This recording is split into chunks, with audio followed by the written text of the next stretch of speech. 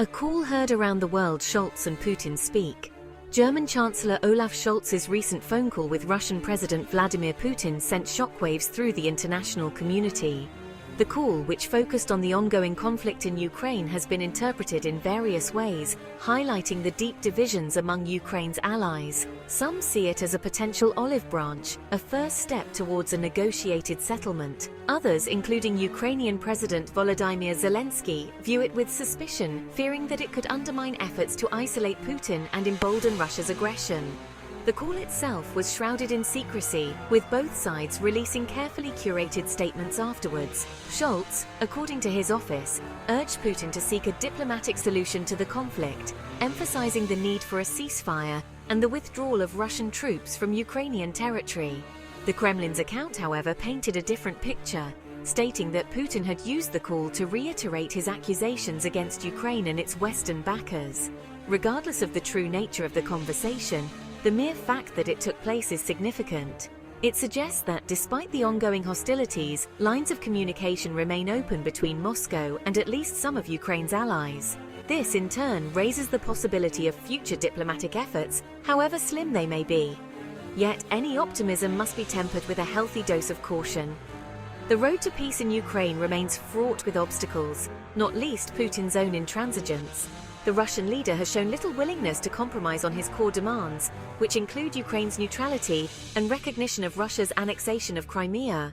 Until there is a fundamental shift in Putin's calculus, a lasting peace will remain elusive. Zelensky's plea: unity and support in the face of aggression. Ukrainian President Volodymyr Zelensky has been a tireless advocate for his country since the outbreak of the conflict. In the face of Russian aggression, he has rallied international support, urging world leaders to stand with Ukraine and provide it with the means to defend itself. Zelensky's pleas have not gone unheard. The United States, European Union, and other Western allies have imposed unprecedented sanctions on Russia, crippling its economy and isolating it on the world stage.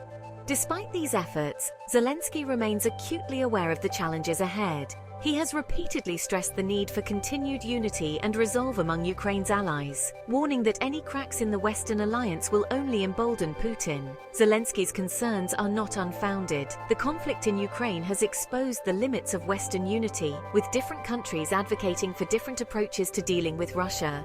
Zelensky's own position is clear. He has ruled out any concessions that would compromise Ukraine's sovereignty and territorial integrity. He has also called for increased military aid from the West, arguing that Ukraine needs more than just words of support to defeat the Russian invasion.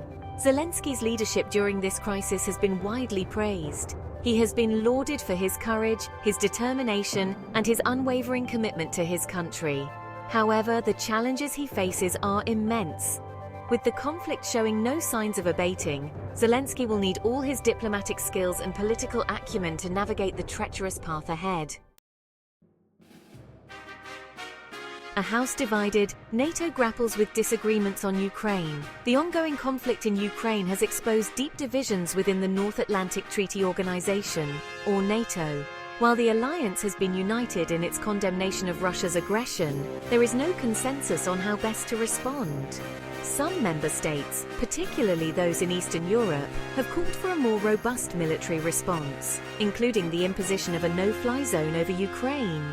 Others, however, have been more cautious, fearing that such actions could escalate the conflict and drag NATO into a direct confrontation with Russia. This division is partly driven by geography.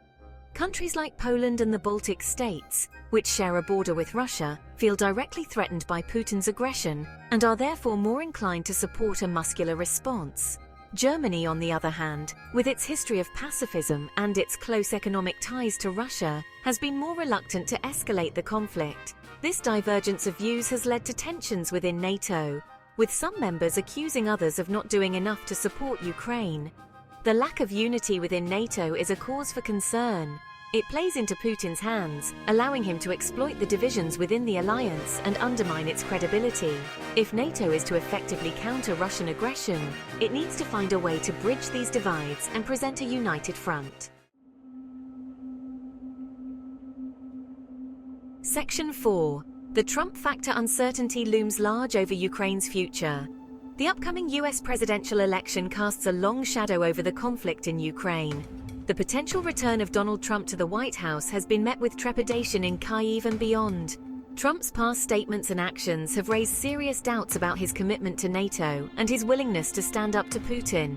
During his presidency, Trump repeatedly questioned the value of NATO, calling it obsolete and suggesting that the United States might withdraw from the alliance. He also expressed admiration for Putin, describing him as a strong leader and appearing to accept his denials of Russian interference in the 2016 US election. Trump's actions were equally concerning. He withheld military aid to Ukraine while pressuring Zelensky to investigate his political rivals. He also withdrew US troops from Syria, abandoning Kurdish allies who had fought alongside American forces against ISIS. These actions suggest that a second Trump presidency would be a major boon to Putin. Trump's unpredictability and his disdain for traditional alliances would make it difficult to predict how he would respond to further Russian aggression in Ukraine. His past behavior, however, suggests that he would be more likely to appease Putin than to confront him. This prospect is deeply worrying for Ukraine and its allies. A weakened US commitment to NATO would embolden Putin and make it more likely that he would escalate the conflict in Ukraine or even expand it to other parts of Eastern Europe. The outcome of the US presidential election could therefore have profound implications for the future of Ukraine and the wider international order.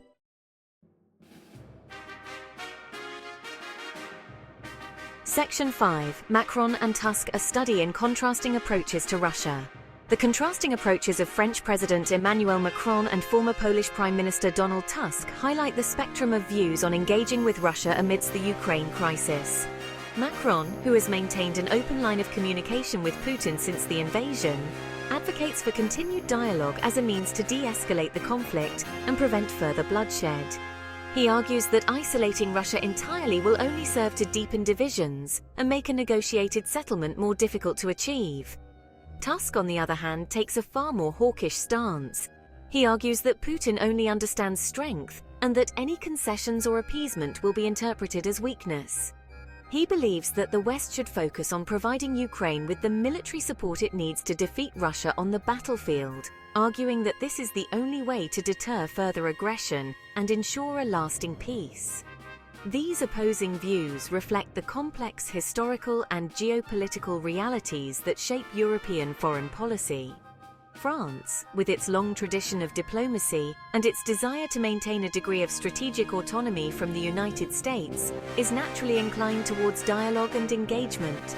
Poland, on the other hand, with its history of domination by Russia and its deep-seated mistrust of the Kremlin, views the current crisis through a different lens. For Poland, the conflict in Ukraine is not just about territorial integrity, it is about the future of European security and the defense of the liberal democratic order. This fundamental difference in perspective makes it difficult to find common ground on how best to deal with Russia. Section 6. The stakes could not be higher. Ukraine's fate hangs in the balance. The ongoing conflict in Ukraine is a tragedy for the Ukrainian people, who are bearing the brunt of the violence and displacement, but the stakes extend far beyond Ukraine's borders. The outcome of this conflict will have profound implications for the future of Europe and the wider international order. If Russia is allowed to succeed in its aggression against Ukraine, it will send a clear message to other revisionist powers that they can violate international law and redraw borders by force. This would undermine the rules-based international system that has underpinned global peace and security for decades. It would also embolden Putin, who has made no secret of his desire to restore Russia's sphere of influence in Eastern Europe. A Russian victory in Ukraine could encourage him to set his sights on other former Soviet republics, such as Moldova or Georgia. On the other hand, if Ukraine, with the support of its allies, is able to resist Russian aggression and preserve its independence, it would send a powerful message that the international community will not tolerate such blatant violations of international law. It would also demonstrate the strength and resilience of democratic values in the face of authoritarian aggression. The stakes could not be higher. The outcome of this conflict will determine the fate of Ukraine, shape the future of Europe, and have profound implications for the global balance of power. The world is watching, and history will judge the actions of all those involved. Section 7. The time for decisive action. International cooperation is paramount. The ongoing conflict in Ukraine represents a critical juncture in international relations. It is a stark reminder of the fragility of peace and the ever-present threat posed by authoritarian aggression. In the face of this challenge, the international community must demonstrate unity, resolve, and a commitment to upholding the principles of sovereignty, territorial integrity, and the peaceful resolution of disputes. First and foremost, the international community must continue to provide Ukraine with the political, economic, and military support it needs to defend itself against Russian aggression. This includes providing Ukraine with advanced weaponry, intelligence sharing, and financial assistance to mitigate the economic impact of the conflict. Secondly, the West must maintain and strengthen the sanctions regime against Russia. These sanctions are having a significant impact on the Russian economy, and they must be maintained until Russia withdraws its forces from Ukraine and ceases its aggressive actions. Thirdly, the international community must work to hold Russia accountable for its actions in Ukraine. This includes supporting international investigations into war crimes and crimes against humanity committed by Russian forces, as well as pursuing legal avenues to hold Russian leaders accountable for their actions. Finally, the international community must work to address the underlying issues that contributed to the conflict in Ukraine, including the lack of a comprehensive European security architecture that addresses the concerns of all states, including Russia.